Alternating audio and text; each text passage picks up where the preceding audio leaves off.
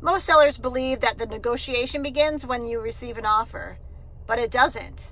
It actually begins the moment you list your house for sale. By the time sellers realize that they're in a negotiation, they've already lost leverage. Today I'm going to change that. Hi, I'm Jennifer Martin, real estate broker and lead listing agent with over 20 years of experience. Let's get into it. Truth 1. Everything is negotiable, not just the listing price. Most sellers get fixated strictly on the sale price, but there's so much more than just the sales price. There are contingencies, your due diligence period, finance contingency, appraisal contingency, closing date, temporary occupancy, closing costs, repairs, appliances. There's so much more to an offer than just the sales price. A good negotiator looks at the entire offer, not just the purchase price. Sometimes just giving the buyers their preferred closing date feels like a huge win to the buyer, and it costs the seller absolutely nothing. So knowing as much as you can about the buyer before negotiation and before presenting a counter is a huge part of negotiating. Truth number 2. Your first response on the counteroffer sets the tone for everything. How you respond to the first offer will tell the buyer how confident you are. Timing your counteroffer is very important. If you respond too quickly, it shows signs of desperation. And if you wait too long, it shows signs of indifference. A calm, strategic counter with clear terms shows strength. A buyer reads your counteroffer just like a game of poker. So when you do present a counter, you want to make sure that you're telling the buyer exactly what you want to say. Truth number 3. The home inspection is a second negotiation.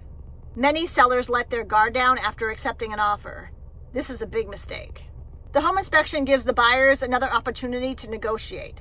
The buyers may ask for a reduced purchase price. They could ask for closing costs in lieu of repairs, or ask the seller to make repairs. It makes sense for the seller to know the condition before listing your house for sale.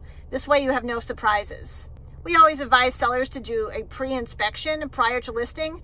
That way there's no surprises when it comes to the home inspection. Every home inspector is a little different, and not every home inspector is going to find the exact same problems, but they all will find the major problems. So doing a pre-inspection, ordering this home inspection as a seller prior to listing, and fixing a lot of the items ahead of time is going to save you a lot of money. Buyers ask for a lot more in the form of a credit than it would actually cost the seller to fix to begin with. So fixing any issues ahead of time is a huge money saver. Sellers that get surprised by the home inspection, they actually negotiate from fear. By doing a pre-inspection, you can anticipate what the buyer may ask for. This sets you up for a successful negotiation and negotiating from strength rather than from fear. Truth number 4. Multiple offers changes everything. The single most powerful negotiation you can have as a seller is receiving more than one offer. This is why the first 2 weeks on the market is super critical. It's maximum exposure and the best chance to get you the highest offer. Even a hint of receiving another offer makes the buyer come to the table with an offer with their strongest terms. You don't need 10 offers on your house. All you need is 2 buyers who really want your home. Truth number 5. Emotion is your biggest enemy when it comes to negotiating time. Sellers that are emotionally attached to their home, they make reactive decisions rather than strategic ones. A lowball offer can feel personal, but it isn't. What it really is, it's an offer. It's always great to receive an offer. It's a starting point to open discussion and to negotiate. A seller that stays calm and strategic and focuses on their end goal most always outperforms. Every offer, no matter how insulting it may feel, it's an offer. And it's a buyer raising their hand saying, "Hi, I want your home." And they want to work with you. Receiving an offer is always a good thing, no matter the starting price. The best negotiators don't wing it. They prepare for it. They know their bottom line going in. Understanding your bottom line before you receive the offer is huge, because this way you already know what you're willing to negotiate. You know what you're willing to trade, whether it's appliances or closing costs, and what your bottom line really is. This sets you up to negotiate from strength. rather than emotion. We always want to stay focused on the data and the terms. If you stay clear, strategic, and focused, you'll win in the end.